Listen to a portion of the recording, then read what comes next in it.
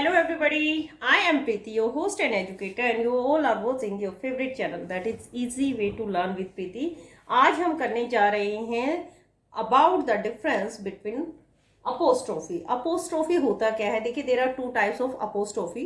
दो तरह के apostrophe होते हैं. फर्स्ट apostrophe है that is used in punctuation mark, जो punctuation marks में इस तरीके से यूज किया जाता है. एंड ये जो है पंक्चुएशन मार्क का ही एक पार्ट है. It is specially used for possession के लिए और कॉन्ट्रैक्शन के लिए यूज किया जाता है. पजेशन इन द सेंस, देखिए, it is use for possession pronoun के बारे में पढ़ा है आपने. पजेशन के लिए एंड कॉन्ट्रैक्शन में भी यूज किया जाता है. कॉन्ट्रैक्शन के ऊपर भी मैंने एक पूरी वीडियो बनाई है, शॉर्ट फॉर्म जिन कॉन्ट्रैक्शन के लिए यूज करते हैं, जैसे hasn't, has not, didn't, did not, इस तरीके से. तो वहां पर हम पंक्चुएशन मार्क में दिस अपोस्ट्रोफी को यूज करते हैं. अब देखिए एग्जाम्पल के लिए, this is my sisters phone. ये जो है मेरी सिस्टर का फोन है. यहां पर देखिए हमने क्या किया है, सिस्टर्स, ये वाला जो साइन है that is the symbol of apostrophe. ये पंक्चुएशन मार्क वाला अपोस्ट्रोफी है, यानी ये हमारा स्पेशली यूज किया जाता है फॉर पजेशन. यहाँ पर पजेशन शो किया गया है. बचपन से ही माय बेस्ट फ्रेंड का जो पैराग्राफ आप सबने लर्न किया है स्टूडेंट्स ने, वहां पर हम क्या लिखते हैं, my mother's name is this, my father's name is this. तो वहां पर भी हम पजेशन अपोस्ट्रोफी यानी पजेशन को शो करने के लिए अपोस्ट्रोफी हम पंक्चुएशन मार्क को यूज करते हैं, है ना. My mother's name is Mrs dash. जो भी है आपकी मदर का name you can write down. और इसको हम कॉन्ट्रैक्शन के लिए भी यूज करते हैं. देखिए कॉन्ट्रैक्शन के लिए किस तरीके से यूज करेंगे, हैज नोट. अब हैज नोट को कैसे लिखेंगे हम, हैजंट, है ना. यहां पर हमारा अपोस्ट्रोफी पंक्चुएशन मार्क यूज हुआ है. तो यहां पर आपको कंफ्यूज नहीं होना है. अब मैं बात करने जा रही हूं एक और अपोस्ट्रोफी कौन सा होता है. देखिए आप सबको फिगर ऑफ स्पीच याद होंगे. What is figures of speech and poetic devices के बारे में सुना होगा. फिगर्स ऑफ स्पीच यानी आप बोल सकते हैं हमारी लैंग्वेज को एक जो इनहेंस करने के लिए, उसको ब्यूटीफुल रूप देने के लिए, यानी ब्यूटीफुल इन द सेंस कि जैसे एक फीमेल है, कोई भी लेडी है, वो किस चीज से अपने आप को डेकोरेट करती है. ऑर्नामेंट्स, ज्वेलरी से ऑर्नामेंट पहन के वो अपने आप को सुंदर दिखाने की कोशिश करती है. सेम एज हमारी जो लैंग्वेज है, पोएटिक डिवाइसेस यानी पोएम्स की लाइन में, या फिर कहीं ना कहीं हमारे चैप्टर्स की लाइन में भी आपको कुछ हमारी लैंग्वेज को इनहेंस करने के लिए, उसकी सुंदरता को बढ़ाने के लिए, जो नरेटर होते हैं, जो भी पोइट होते हैं या राइटर होते हैं, वो कुछ पोएटिक डिवाइसेस या फिगर ऑफ स्पीच का यूज करते हैं.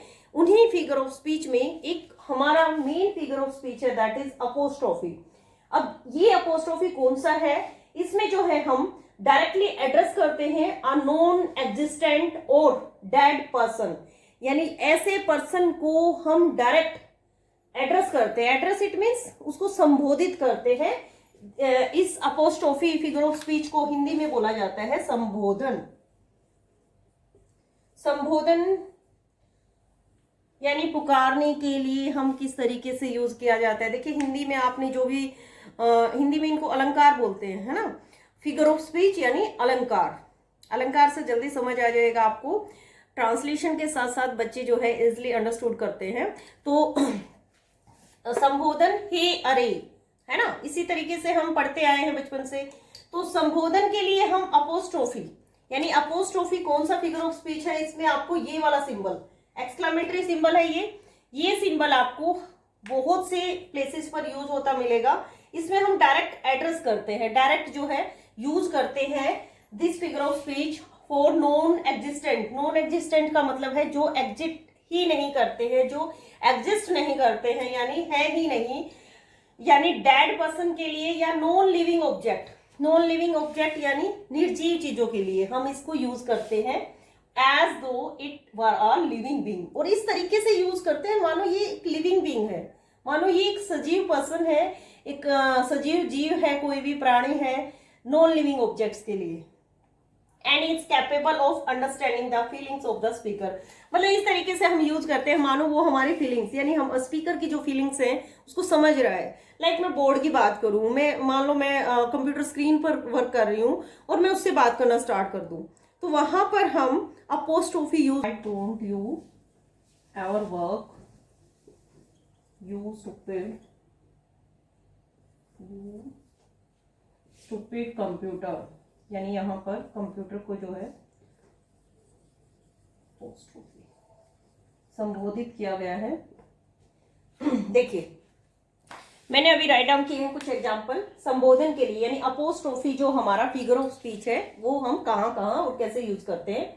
अभी मैंने बताया था लाइफलेस ऑब्जेक्ट और अब्सेंट पर्सन के लिए हम जो है ये फिगर ऑफ स्पीच यूज करते हैं। बड़े ही ध्यान से समझने वाला फिगर ऑफ स्पीच है, स्पेशली सीनियर क्लासेस के लिए तो बहुत ज्यादा काम आने वाला है। पोएटिक डिवाइसेस है ये, और जूनियर क्लासेस में भी काम आता है। स्पेशली आज जो है डिफरेंस बताया है हमने अपोस्ट्रोफी में, तो देखिए कंफ्यूज होने वाली कोई जरूरत नहीं है। अपोस्ट्रोफी यानी संबोधन, कैसे संबोधित करेंगे हम, हिंदी में अरे रे इस तरीके से समझाया गया था, same as in English O holy night, O holy night यानी रात को संबोधित कर रहे हैं हम। अब वैसे तो रात बोलते नहीं है, लेकिन यहां पर आपको ये वाला सिंबल मिलेगा साइन ऑफ एक्सक्लेमेटरी, और O moon give me moon light, O moon अरे चांद मुझे अपनी रोशनी दे दो, तो यहां पर हम चांद को संबोधित कर रहे हैं, O moon give me moon light, O God bless us, भगवान से तो हम वैसे भी बात करते रहते हैं ना।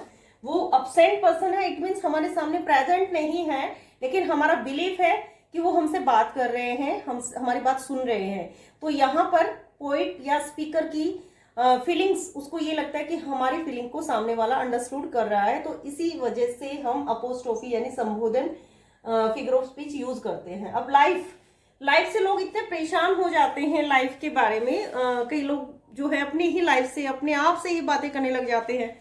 Life I can't understand you, मतलब हम अपने जीवन को ही, अपनी लाइफ को ही अपने आप से ही बातें करते हैं कि मैं अपनी लाइफ को समझ नहीं पाया या समझ नहीं पाई।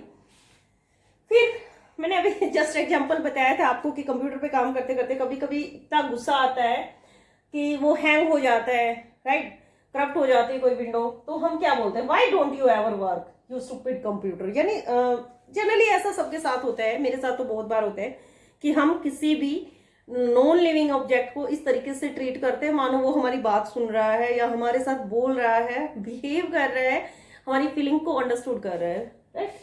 तो ये थे एग्जाम्पल ऑफ अपोस्ट्रोफी यानी संबोधन की।